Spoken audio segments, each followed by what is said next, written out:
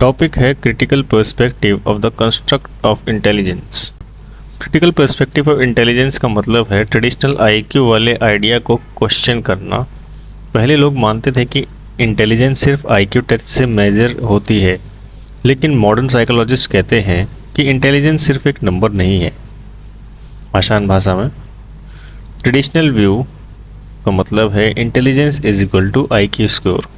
ये माना जाता था कि इंटेलिजेंस जन्म से फिक्स होती है और ज़्यादा चेंज नहीं होती। Critical perspective,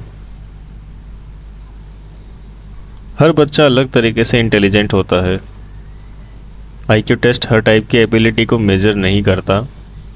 environment, family, school और लर्निंग अपॉर्चुनिटी भी इंटेलिजेंस को अफेक्ट करते हैं। इंटेलिजेंस को डेवलप किया जा सकता है। आईक्यू टेस्ट के लिमिटेशंस, सिर्फ लॉजिकल और लैंग्वेज स्किल्स को ज़्यादा इम्पोर्टेंस देता है। क्रिएटिविटी, इमोशंस और प्रैक्टिकल स्किल्स को इग्नोर करता है। इंटेलिजेंस एक नहीं कई टाइप की होती है, जैसे linguistic, logical, musical, bodily, kinesthetic, spatial, interpersonal, intrapersonal, naturalistic.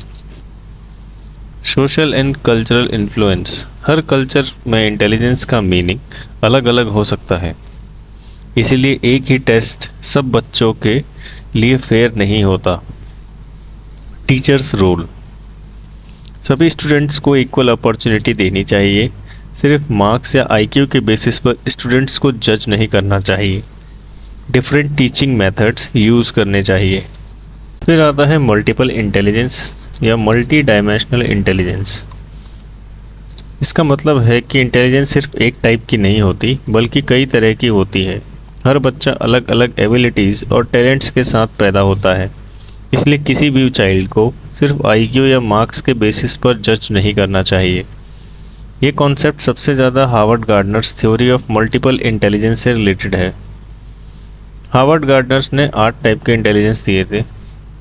सबसे पहला है उसमें लिंग्विस्टिक, लैंग्वेज को अच्छी तरह समझना और यूज़ करना।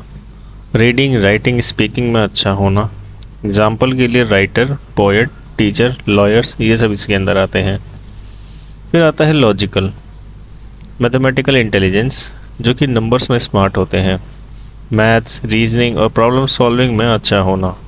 एग्जाम्पल के लिए साइंटिस्ट, इंजीनियर, मैथमेटिशियन। फिर आता है स्पेशल इंटेलिजेंस, इमेजेस, मैप्स और डिज़ाइंस को समझना। एग्जाम्पल के लिए आर्किटेक्ट, पेंटर, डिज़ाइनर। फिर आता है बॉडीली काइनेस्थेटिक, बॉडी मूवमेंट्स और फिजिकल स्किल्स में एक्सपर्ट होना। एग्जाम्पल के लिए एथलीट, डांसर, एक्टर, सर्जन। फिर आता है म्यूज़िकल इंटेलिजेंस, जो म्यूज़िक में स्मार्ट होते हैं। म्यूज़िक, रिदम और सिंगिंग को समझना। एग्जाम्पल के लिए singer, musician, composer. Interpersonal intelligence, people smart, दूसरों की फीलिंग्स और बिहेवियर को समझना। टीम वर्क और लीडरशिप में अच्छा होना। एग्जाम्पल के लिए टीचर, लीडर या काउंसलर। फिर आता है इंट्रापर्सनल, खुद को समझना। सेल्फ स्मार्ट, अपनी फीलिंग्स और गोल्स को पहचानना। एग्जाम्पल के लिए फिलोसोफर, राइटर, साइकोलॉजिस्ट। फिर लास्ट में आता है नेचुरलिस्टिक इंटेलिजेंस या नेचर स्मार्ट, नेचर, प्लांट्स और एनिमल्स में इंटरेस्ट और अंडरस्टैंडिंग, जैसे कि farmers, botanist, environmentalist. Main features हैं इसके, जैसे इंटेलिजेंस वन डायमेंशनल नहीं होती, मल्टी डायमेंशनल होती है। हर बच्चे की अपनी स्ट्रेंथ्स होती हैं। सभी स्टूडेंट्स को इक्वल इम्पोर्टेंस मिलनी चाहिए। टीचर्स को डिफरेंट टीचिंग मेथड्स यूज़ करने चाहिए। टीचर्स का रोल, हर बच्चे की यूनिक इंटेलिजेंस को आइडेंटिफाई करना चाहिए।